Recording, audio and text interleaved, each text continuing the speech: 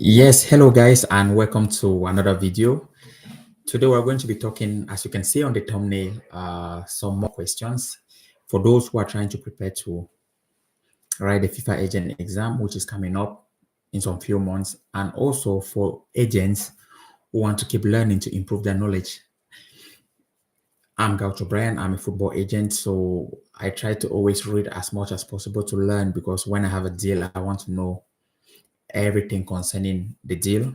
So the reason I'm also trying to always teach you guys concerning the FIFA exam is because also I'm also keeping my knowledge fresh, so that when I have a deal to handle with players, also I know what rules and regulation and anything, what rules and regulation that it involves, or the law. So that's why it's also important for me to keep doing this, because as much as I'm teaching you people, but also as much as I'm keeping my brain always fresh. So most of you guys also have been sending me some messages on LinkedIn and whatsoever places that they would like to prepare for the exam. So I'll try to look also into some few more questions and also tell you how you can answer the exam. Answer in the exam. So first, before this is just some few tips, but also the real deal that I will be breaking down to give you guys every tip that you can pass the exam is when we really hold the courses. So, but these are just highlights of what I'll be also giving you guys. So the first thing is, when you have a question, let's say we'll read a question here. So let's take, for example, I have a question here and it said, question one, listen, players who do not speak out against abuse may be afraid or concerned about. Then they give now the answers. Let's say A, they will not, the answer is A, they will not be financially compensated in exchange for their reporting. So the players, well, let me read all the answer. B, they might get their coach or abuser into trouble. C, they and their family might suffer from negative repercussions. And D, nobody will believe them. So a huge part, as I said in the previous video, of the FIFA exam is also knowing how to interpret the question, because if you read this question and cannot interpret it well, then you are bound to read this maybe question 2 or 3 times, whereas you already know that you have 3 minutes to prepare for, 3 minutes to answer a question. So normally when you have been doing a lot of studying with people who have already passed the exam, who have experience in the exam, they try to give you some of these tips that the question, and the question you read, if you know the answer, it's good to just answer it, so that you save that time. You save the time that were to answer this question. Save the extra 2 minutes that you were to answer on this question and put it on another question, which is maybe a little bit more difficult. So this question, if you are looking at it, let's go through it again. Players who do not speak out against abuse may be afraid. So let me interpret the question for you. So maybe a player is abused, or a child. It might be any kind of abuse, harassment, or whatsoever. And the person, because this is a safeguarding concern, and the person is scared that, okay, on reporting this case. So they're asking you now, what are the main reasons that the person is scared of? So one way, A, is they will not be financially compensated in exchange for their reporting, which is wrong. B, they might get their coach or abuser into trouble. So that one is right. They are scared to report because they might get their coach or their abuser into trouble. They and their family may suffer from negative repercussions. Yes, they think, okay, let's take, for example, the abuser is thinking that, okay, if I report this, maybe the coach might not might look at my family in a certain way. They might not play me again in the game. If he's a player, I will have personal problem with the coach won't. So all those kind of things. And then third, the last one, D, nobody will believe them, which is also another option. So when you have a question like this, you look at they say the answer, they gave options, select one or more. So which means there are multiple answers there. And the answer to this question is B, C, and D. Then you move on. So an explanation is on this also is, children may fear causing trouble for the abuser, potential repercussion for their family, yes, or not being believed, which is another thing also. So Let's go on to question 2. Or let's just go around and pick another question again, because I have many of these questions here. Okay, question 6. According to FIFA rules governing the procedure of player status committee and the dispute resolution chambers (DRC), decision by the DRC, which is the dispute resolution chambers, in disputes concerning training, compensation, and solidarity mechanism can be appealed before which body? So, where can this be appealed? According to FIFA rules governing the procedure of player status chambers and the dispute resolution chambers, decision by the DRC in dispute concerning training, compensation, and solidarity mechanism can be appealed by which body? So, which body? A, the FIFA Player Status Committee. B, the Court of Arbitration for CAS. C, the FIFA Disciplinary Committee. And D, the Football Tribunal. So when you have a question like this, you think, okay, what am I going to do? Let's say if you don't know the answer, this is where the book I was telling you comes from. The book I was telling you, the importance of knowing that book. So first, let's say when you have been reading that book, you say, when you read a question like this, to interpret this question, so okay, where is the DRC found? You think of the location. Is it under RSTP? Is it under the Football Tribunal? Is it under? So you start to think where is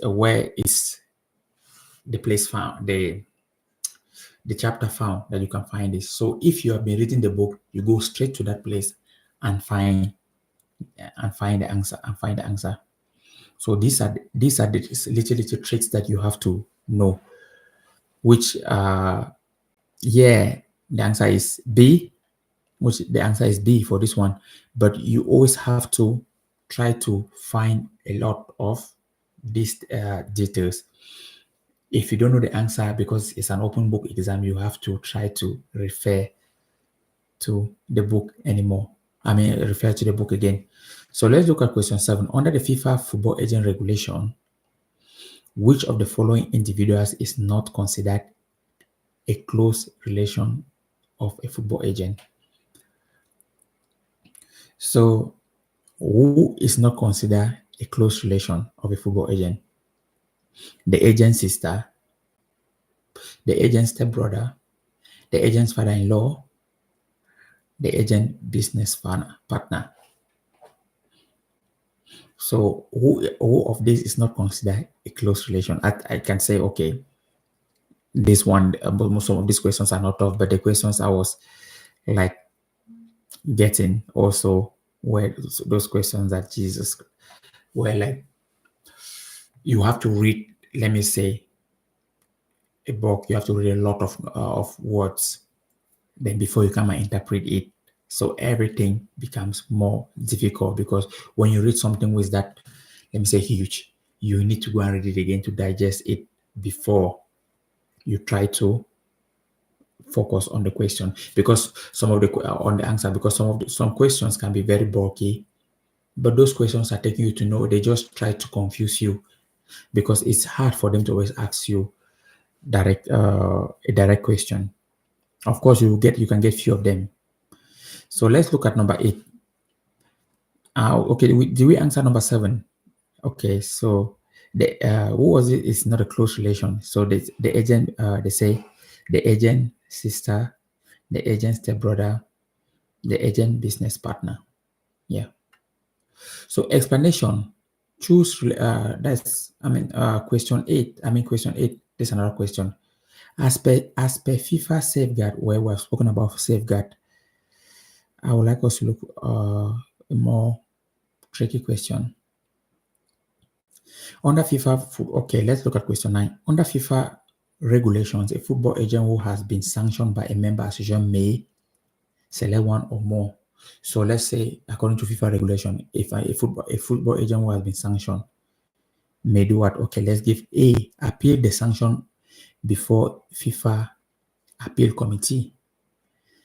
B, appeal the sanction before the court of arbitration. The court of arbitration cast. Yeah. C, not appeal the sanction. D, only appeal the sanction within the member association jurisdiction. So you see that the questions also are questions that for you to be able to know these things, you have to really, really read a lot of the notes. If not, you're not going to get a pass for this. So it's even most agents who are already like, let's take for example, who are agents in the industry, they still need to always refresh their brain, because the question, if you don't refresh your brain, it goes off.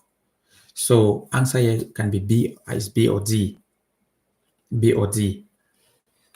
B and D, not B or D. So let's look at question 10. What is the consequence of a football agent failing to renew their FIFA agent license? Let's say, okay, so if you're a football agent and you fail to renew your FIFA agent license, okay, A, they are automatically disqualified from acting as an agent for 5 years. Okay. B, they must stop operating as a football agent immediately until the license is renewed. C, they may operate in domestic transfer only. D, they are permitted to act as an agent under a provisional license. So the answer here is B only, because when you are acting as an agent, when you don't renew your license, you stop acting as an agent.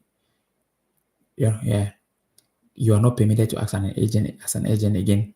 So you cannot say you just act maybe only in your country as an agent. So it doesn't work like that. So question 11, let's look at question 11. Which of the following are a valid grounds for a football agent to terminate their representative contract with a player? So I repeat again, which of the following are a valid grounds for a football agent to terminate their representation contract with a player? So they say select one or more. Okay, let's take A. The player refuses to pay the agreed commission. So the player has not paid you your commission for representing him. B, the player signs a contract with another agent. C, the player changes clubs without informing the agent. D, the player breaches the terms of the representation contract. So the question, okay, now let's look at the question again. Which of the following are valid grounds for a football agent to terminate their representation with the player? So A, the player refuses to pay the agreed commission. That's already that's already one thing that you can, terminate the contract already, because the player has to pay your wages for representing him. Okay, B, the player signs a contract with another agent. That's already another ground. You cannot sign two representation. That's already a tricky situation for the player, because you cannot sign, once you're represented by an agent, you cannot sign with another agent again. Yeah. And the last answer is D, the player breaches the terms of the representation contract. So there are three of them. So you always have to be careful reading the questions and then answering. So question 12, according to FIFA Football Agent Regulation, which of the following practices is permitted? Select one. According to FIFA Agent Regulation, agents receiving payment directly from clubs without a written agreement. So this, first of all, this A, the answer is already wrong. This agents don't receive payment directly from clubs without a written agreement. For an agent to receive his commission, the commission of an agent is paid by the player, except otherwise with written consent by the player with the club. The player agrees that the club can pay you your commission.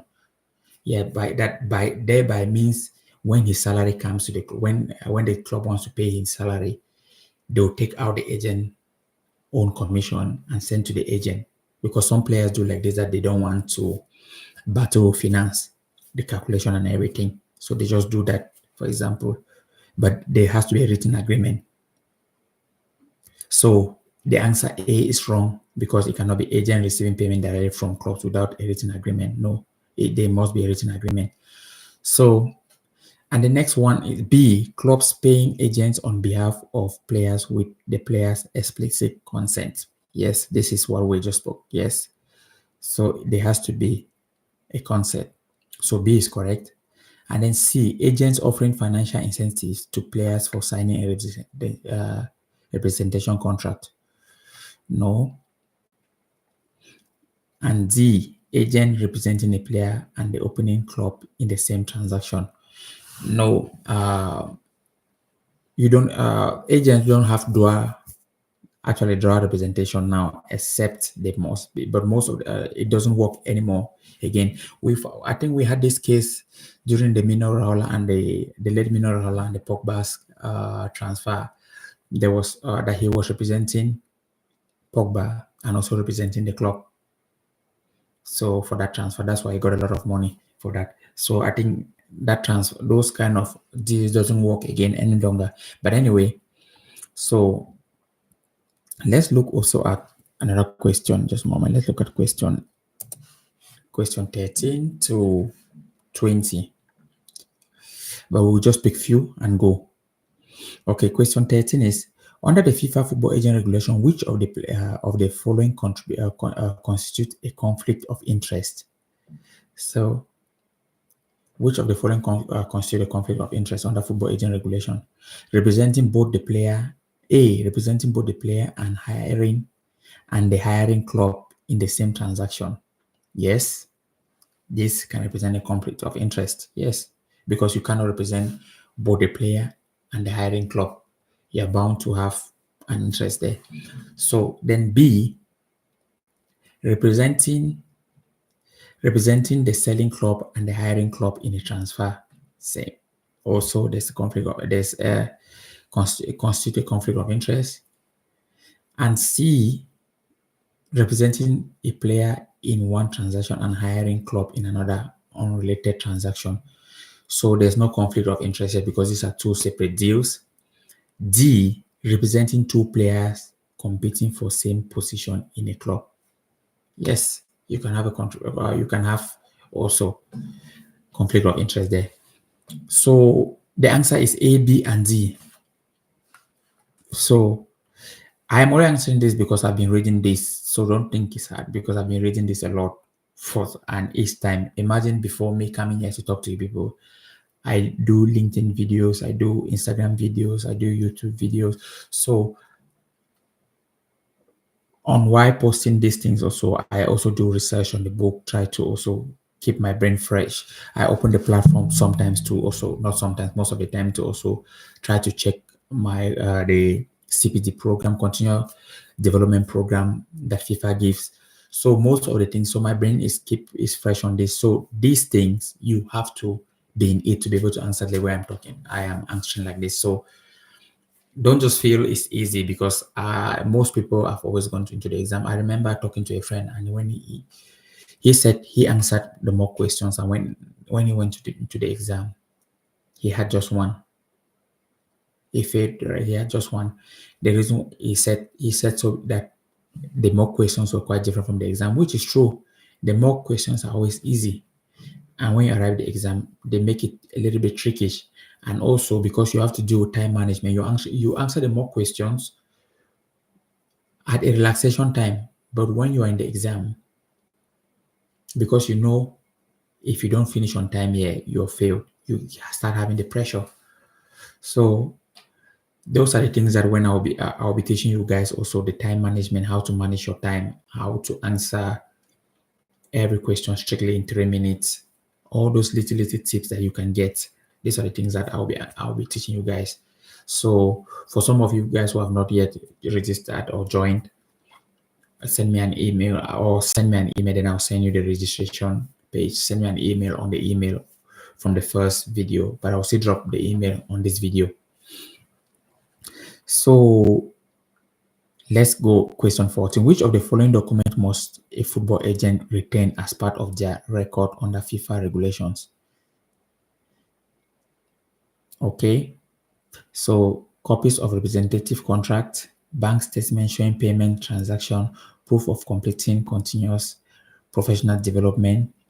So they say, which of the following document must a football agent retain as part of their records under FIFA? Signed declaration from players confirming payment received.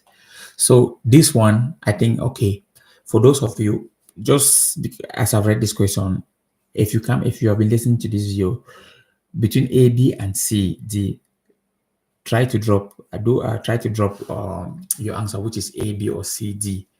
Then if it's not correct, I'm going to try to help you answer it also.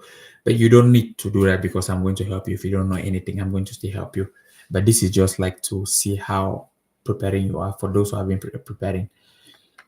But also, if you have not also been preparing, we are still going to answer all this question, and I'm going to teach you how to locate them from the book, how you can find the answers also from the book. Okay, question 15. So that is like a little bit of assignment. Question 15. A player under 18 years old wants to sign a representative contract with an agent. What is the required under FIFA regulation? So a player under 18-year-old wants to sign a representation contract with an agent. What is the required under FIFA agent regulation? So if you're under 18 first, the agent also first, without looking at this question, even the agent must have completed also the CPT program. Shows that I can represent minor, but that's not even minor. But that's not a question. But let's see. A, approval from FIFA. B, written consent from the player's legal guidance. So that is correct also. Player under 18 has to have a legal guidance. So that one, written consent from the legal guidance, is correct. C, the representation contract must have a maximum duration of 2 years. Yes, all representation contract must have maximum of 2 years. There's no representation contract more than 2 years according to FIFA. Then it doesn't work.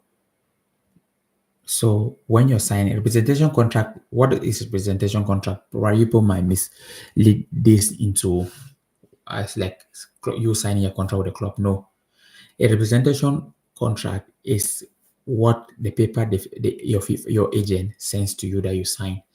That paper has 2 years maximum renewable. So FIFA has made it in a way that you can only sign 2 years. An agent can only sign 2 years with the player. So you players, no agent should come up and say he wants to sign a 3 years deal with you. No, it's 2 years. Then when you people, before the 2 years is 2 years finishing, you people revisit the deal again. I mean, revisit everything. So yes, I guess we can leave that from there, and we will continue next time, guys. So let me not take much of the time. There are a lot to answer. So guys, that was it. I just wanted to give you guys some few questions on how these things are done, but I'll keep updating you, and we'll keep in touch. If you keep following this and listening to these videos, and then also attending the course that I'll bring forward to you. I'm also making a book, and that book will be available soon. Then you're prepared to pass the exam. Okay, take care guys, and talk to you and see you a bit. Cheers.